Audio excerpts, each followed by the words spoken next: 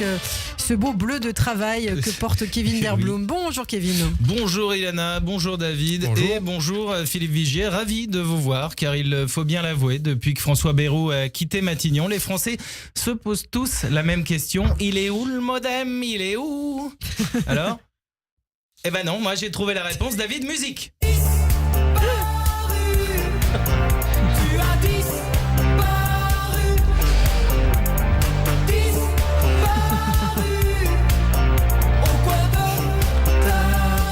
Eh oui. Sans déconner, David, vous choisissez que des tubes des années 80. Non, j'ai rien contre. Époque, mais j'ai rien contre, mais c'est juste que j'en ai marre que mes chroniques ressemblent à une animation du Club Med. Alors oui, je sais que depuis les révélations faites à Nicolas Rafale, et qui est le Edoui Plenel-Cacher, vous avez confessé, David, avoir été géo du club de voile dans le bassin d'Arcachon. Mais ce n'est pas une raison pour tout vivre comme une soirée camping. Je vous jure, monsieur Vigier, la dernière fois qu'on a appris une bonne nouvelle à la radio, David, il a voulu lancer une chenille avec Ilana, on était très gênés et ça a duré jusqu'à 19h30. Quand même, vous me direz, c'est pas très tard, hein, mais à cette heure-là, ma pauvre Ilana, elle est déjà couchée depuis 2 heures normalement. Bon, Kevin, vous n'en avez pas marre d'embêter chaque semaine notre ami, notre camarade David Revaudalon? Ça commence à devenir répétitif. Ça commence à bien faire, Ça commence un petit peu. Pardon Ilana, mais en ce moment, je souffre d'un grand mal qui est celui d'être sans filtre. Maladie que je partage avec Donald Trump, qui est devenu depuis quelque temps l'ambassadeur national de la déviance sénile. Et oui, en même temps, venant d'un pays où il y a plus de fast-food que d'habitants, on ne pouvait pas s'attendre à grand-chose. Hein. Donald Trump, son truc en ce moment, c'est de dire du bien d'une personne et de le démonter juste après. I love Emmanuel, he's a very great guy, but I don't give a fuck of him in Europe. C'est la technique Trump, un compliment, une insulte, on dirait ma grand-mère. Ah, comment tu vas, maman? Je suis content de te voir. Hein, c'est quoi cette coupe de cheveux? On dirait Nicolas Rafale. Qu'est-ce qui t'arrive? Tu t'es fait attaquer par Cadmerade?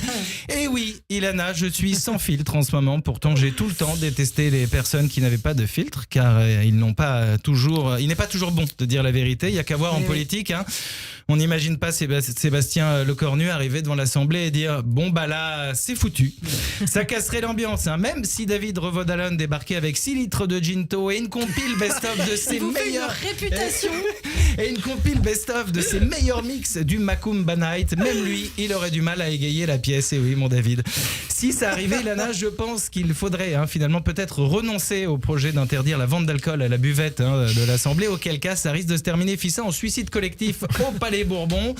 Heureusement que pour nous préserver, la plupart des personnalités politiques, Philippe Vigier, pratiquent la langue de bois, ou plutôt un filtre. Hein. Ça permet de nous préserver. Enfin, je dis tous, regardez Éric Zemmour, que des mauvaises langues surnomment le petit gobelin maléfique de CNews. Bon, lui, on ne serait pas contre le fait qu'il ait un filtre de temps en temps. Hein. Par exemple, si un certain petit moustachu avait pas osé dire ce qu'il pensait, qu'il s'était cantonné à la peinture, la plupart d'entre nous n'auraient pas eu besoin de déménager de Pologne.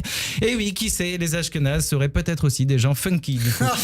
Non, et puis on le voit bien que ce n'est pas agréable les gens sans filtre. Hein. Tu sais les gens qui disent moi je suis sans filtre, je dis ce que je pense. Non, tu es juste mal poli, Corinne.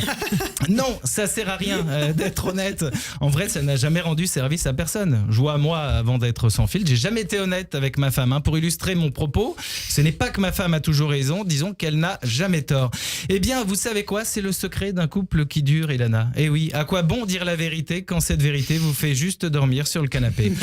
Je vois par exemple avec ma mère, je déteste son ragoût. J'irai même plus loin, tout le monde déteste son ragoût. Eh bien, je préfère mourir étouffé par ce dernier que d'avouer et devoir affronter la tristesse dans ses yeux.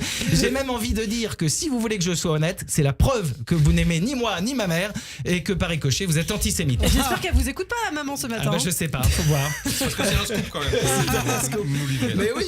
Bref, aujourd'hui cette chronique était une ode au mensonge, chers auditeurs, pour votre bonheur. Regardez la personne qui vous est chère et promettez-lui de lui mentir jusqu'à votre dernier souffle. Eh bien, merci beaucoup. Merci de m'avoir écouté. Merci Kevin Derblum, on embrasse votre maman. Désolée Madame Derblum pour votre fils ce matin et votre ragoût qui doit être très bon. Et la réputation que vous faites à David, mais vraiment, on a envie de faire une soirée avec lui en tout cas. Et les yeux dans les yeux, je vous l'affirme, je n'ai jamais et ne boiverai jamais de gin tonic. Il n'est pas de gin tonic, non mais oui. Merci passez beaucoup. 19h30, Voilà, c'était une fake news. Merci Kevin. Merci. Tout de suite, c'est l'invité de David Revaudalon, mais c'est effectivement Philippe Vigier, député MoDem d'Eure-et-Loire. Le rendez-vous politique